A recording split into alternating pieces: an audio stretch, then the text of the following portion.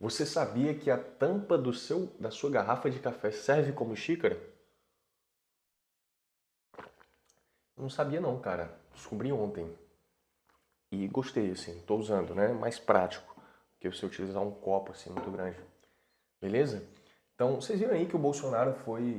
Colocaram tornozeleira eletrônica, né? Aí tem os memes e tal. Mas não é sobre isso que eu quero falar, tá? A primeira coisa que eu gostaria de falar nesse vídeo é que vocês entendessem, enquanto produtor de conteúdo, enquanto um profissional que está ou não está no mercado digital, o contexto histórico do Brasil ao longo do século XXI, pelo menos.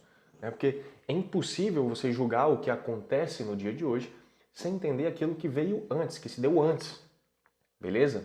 Então, só para vocês terem uma noção, nós tivemos no século XXI, isso não é difícil de buscar, tá, gente? É só você dar um Google aí, vocês vão achar. Nós tivemos 5 presidentes, né? O Lula, ele repetiu, né? Então, ele foi lá no começo e agora. No começo do século e agora. Então, a gente começou com o Fernando Henrique Cardoso, depois foi pro Lula, Dilma, Temer, Bolsonaro e agora Lula novamente. Né? Então, ao longo de 25 anos, nós tivemos 5 presidentes. Tá?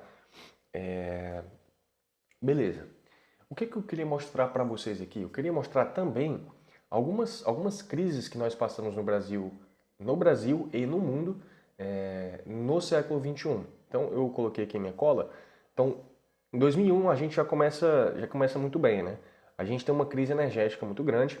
Depois, 2004, 2013 ali, a gente tem uma crise da fome e tal.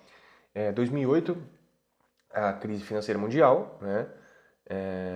Em 14 a gente teve o início, vamos dizer assim, da derrocada do período Dilma, com a crise hídrica lá em São Paulo, né? E depois crise econômica e política, que culminou na saída dela em 2016 e foi onde o Temer assumiu. Em 2015 a gente teve uma crise de violência e homicídio muito grande. Só para você ter noção, mais 60 mil pessoas morreram em 2015. Eu sou do Ceará, sou de Fortaleza, e lá é muito, muito perigoso em relação a isso, né? Homicídio é uma das capitais mais violentas do Brasil.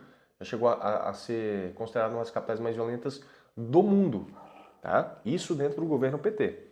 Em 2020 a gente entra na pandemia de Covid, então em 2019 eu servi ao Exército e o meu ano foi um ano maravilhoso nesse sentido, porque a gente teve todas as nossas instruções, a gente teve os acampamentos, livre da crise, né, mundial de Covid. Então, para mim foi maravilhoso, para minha turma também. Então, logo em 2020, os novos alunos que entraram, eles já entraram dentro de uma recessão muito grande, né? Então, ali o Bolsonaro estava assumindo, segundo ano de governo, né, mais ou menos ali, assumiu em 2019, 2020. Se vocês estiverem ouvindo cachorro aqui, tá uma cachorraiada grande. Eles ficam latindo aqui o dia inteiro, não param. E eu lembro que os alunos do ano seguinte, assim, já não tiveram mais acampamento como deveriam ter, devido a tudo que estava acontecendo de Covid no Brasil e no mundo. 21 a gente tem uma crise energética e hídrica, 21 e 22, se eu não me engano, 21 a gente teve Brumadinho também, eu não lembro agora exatamente o ano. 23 a gente teve crise de segurança pública na Bahia, Rio Grande do Norte, crescimento de crime organizado foi absurdo. Isso a nível Brasil. E a nível mundial, vou passar aqui rapidamente, para a gente já ir para o próximo tópico.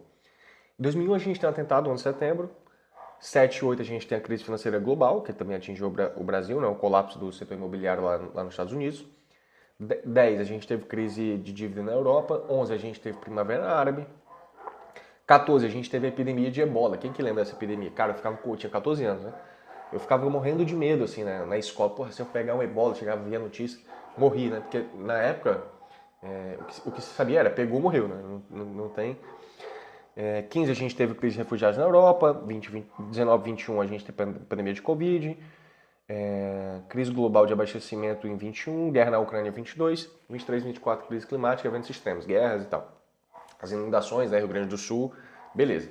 Então esse é o contexto histórico do século 21, passando brevemente, nível Brasil e nível mundo. Então você percebe que nós tivemos 5 governos, né, ao longo de 25 anos, e nós tivemos muitos, muitos contextos históricos.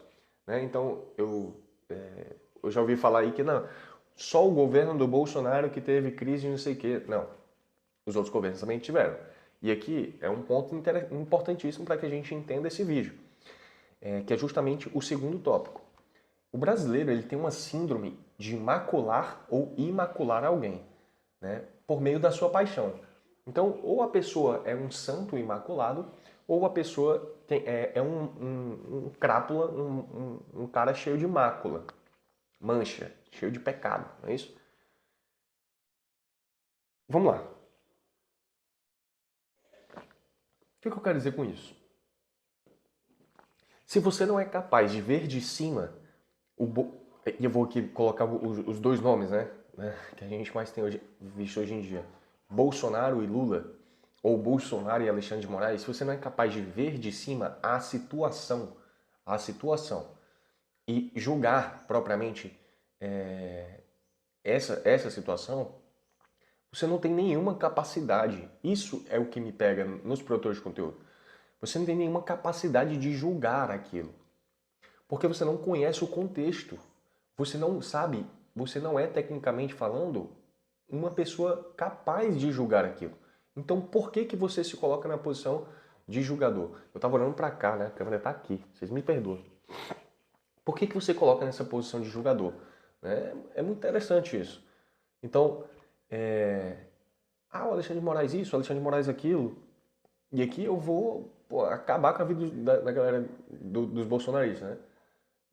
Mas você é capaz de julgar o que o Alexandre de Moraes está fazendo? Tecnicamente, eu não estou falando que ele está fazendo certo ou errado, tá? Eu estou perguntando, você é capaz de julgar, tecnicamente falando, o que o Alexandre de Moraes está fazendo no processo?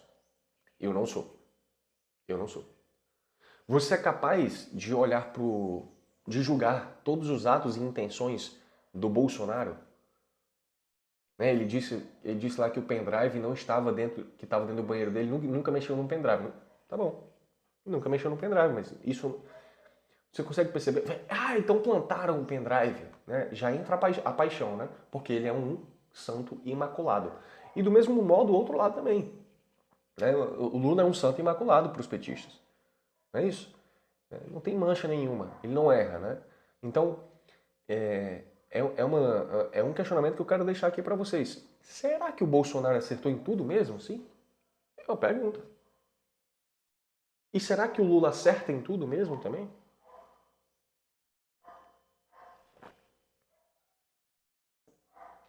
Se isso te feriu, muito provavelmente você está julgando com as suas paixões. Muito provavelmente você está julgando com as suas paixões. Você não consegue ver de fora. E a partir do momento que tu não consegue ver de fora, tu passa a estar dentro de uma órbita. Isso gira em torno da tua vida. Então é política para cá, política para lá, política para cá, política para lá, política pra cá. Então tu entende tudo o que está acontecendo da política, né? Mas o que você entende mesmo? Você entende as notícias que acontecem da polícia. Você não entende a política mesmo. Entendeu? Tu entende que o Alexandre de Moraes mandou botar a tornozeleira no Bolsonaro. Juridicamente falando, tu é capaz de me falar se isso é certo ou errado? Não sei. E aí vem uma outra questão. Eu, enquanto produtor de conteúdo, enquanto um empresário, um empreendedor aqui no digital, que me coloquei olha isso, me coloquei numa posição para minha audiência de que entendo sobre determinados assuntos e que sei opinar sobre determinados assuntos. Eu, enquanto produtor de conteúdo, preciso entender isso? Eu vi outro dia aqui, ontem na verdade, um cara falando assim, eu sou empresário, eu não preciso entender o que está acontecendo. Não preciso entender o que está acontecendo. Eu olho para os resultados práticos da minha empresa, né? Os números e os meus funcionários, eu tenho que cuidar deles 100%. Você tem que cuidar dos seus funcionários, você tem que cuidar dos números, você tem que cuidar da sua empresa. Mas o fato de você ser ignorante, o fato de você ser ignorante no assunto, não te exime de entendê-lo. Pelo contrário, você tem que buscar entender. Tem que buscar entender. Sem ficar maluco. Sem ficar maluco.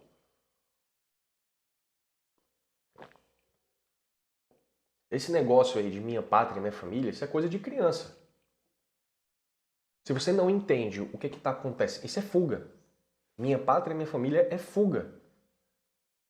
Não sei se vocês conseguem perceber isso. Isso não tira nenhum mérito do autor dessa frase, como um excelente empresário. Não tira nenhum mérito, mas é uma fuga. Se você não entende isso, e obviamente, né, o que o autor dessa frase está falando é que você precisa se preocupar com as coisas que realmente importam no teu círculo. E precisa, ele não está errado. Não está errado. Mas você precisa se preocupar também com essas coisas que aparentemente não importam.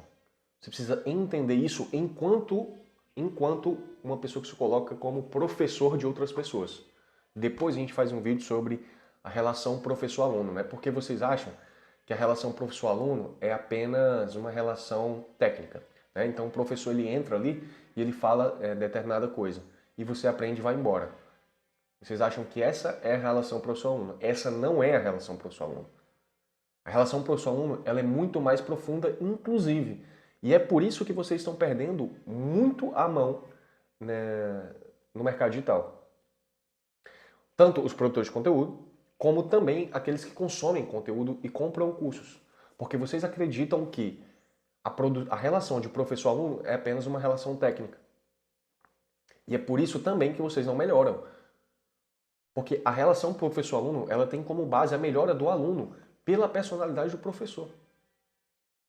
Então, se o teu professor, marketing, o que quer que seja, marketing, psicologia, negócios, sei lá, qualquer tema, se o teu professor ele não é capaz de te melhorar enquanto pessoa pela própria personalidade, pelos próprios atos, mas pelo contrário, é capaz de te melhorar apenas tecnicamente, essa relação ela está errada necessariamente. É por isso que vocês colocam o filho de vocês lá no futebol, em qualquer futebol, no jiu-jitsu, em qualquer jiu-jitsu, e vocês largam ele na mão dos professores. Porque vocês acham que é só a técnica. Não, ele vai lá para aprender jiu-jitsu. É, meu filho, mas não tem como separar a técnica, a obra do autor. É isso, essa é a relação professor-aluno. Depois a gente fala sobre isso. Então você precisa entender.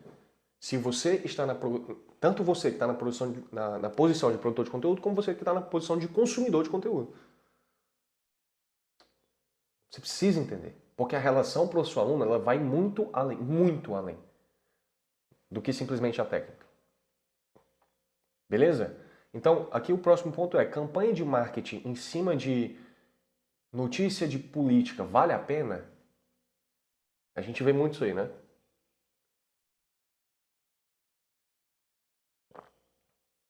Tomando meu café gelado. Vale a pena ou não vale? Não sei. Você é capaz de julgar os impactos disso no tempo? Isso é um ponto, primeiro ponto. Você é capaz de julgar essa campanha no tempo? Ou seja, ter essa dimensão tempo que eu mostrei aqui para vocês no começo desse vídeo. Por isso que eu mostrei. Então nós temos 25 anos no século XXI. No tempo, você é capaz de julgar essas campanhas de marketing que você fez? Essas ativações que te levaram a vender um produto, a vender uma comunidade, a vender aquilo que você acha como a solução para o problema? Porque normalmente, quando se faz uma campanha de marketing, sobretudo no âmbito político, levantando a pauta política, né? Você tem que entregar um problema para aquilo, uma solução para aquilo. Você, seja honesto. Seja honesto. Você, enquanto produtor de conteúdo, é capaz de entregar para as pessoas uma solução para os problemas políticos, econômicos do Brasil?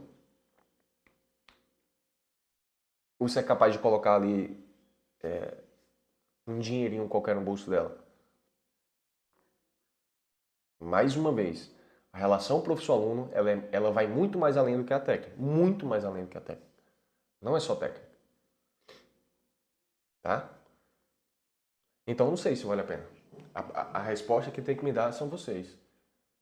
Você que tem que pensar no seu negócio. Eu já falei isso aqui em alguns vídeos. Eu jamais vou fazer um vídeo aqui sem que você saia dele capaz de pensar sobre o assunto.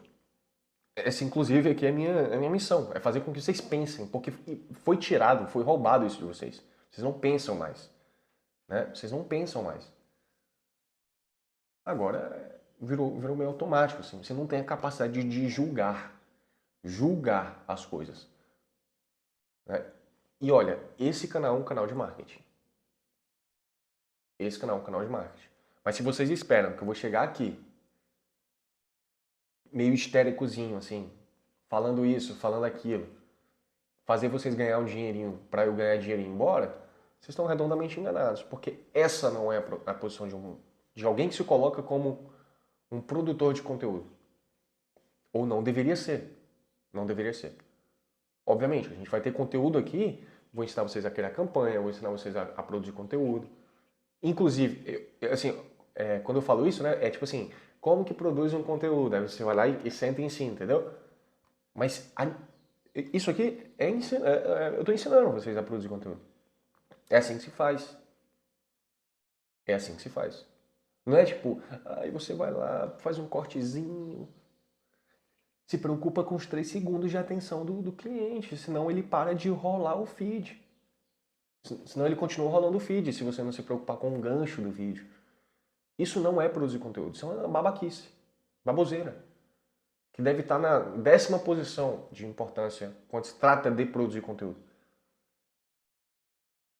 Entendeu? Isso é baboseira. Então tem que se preocupar com o ganchinho dos 3 segundos. Porque senão ele para de... Ele vai continuar scrollando ali se você não chamar a atenção dele, né? A atenção isolada, ela não serve de nada. De nada. A atenção isolada do cara não serve de nada. Depois eu mostro para vocês onde que está a atenção dentro da personalidade de uma pessoa. Onde que está a atenção dela. Você chamar a atenção, meu amigo, é muito fácil. É só eu começar esse vídeo aqui feito um babaca. Né? Com um abacaxi na cabeça, vestido de drag queen. Chamar a atenção é a coisa mais fácil do mundo. E depois? Onde que isso está dentro da personalidade da pessoa que te assiste? Não é do número, não é da visualizaçãozinha. É da pessoa que te assiste. Onde que a atenção completa a personalidade da pessoa? Ou a função do conteúdo não é essa? A função do conteúdo é fazer gracinha. 3 segundos e já era. Você consegue entender? Então, essas coisas vocês vão aprender aqui comigo. Isso é produzir conteúdo. Isso é produzir conteúdo. Produzir conteúdo não é. E aqui eu falo categoricamente. Não é 3 segundinhos, hook, ganchinho, essas porra que vocês estão vendo por aí. Produzir conteúdo é, em primeiro lugar, ser capaz, enquanto ser inteligente, de mostrar para as pessoas que estão ouvindo, que estão lendo, que estão consumindo o teu conteúdo, a verdade sobre determinado tema. E fazer com que elas compreendam.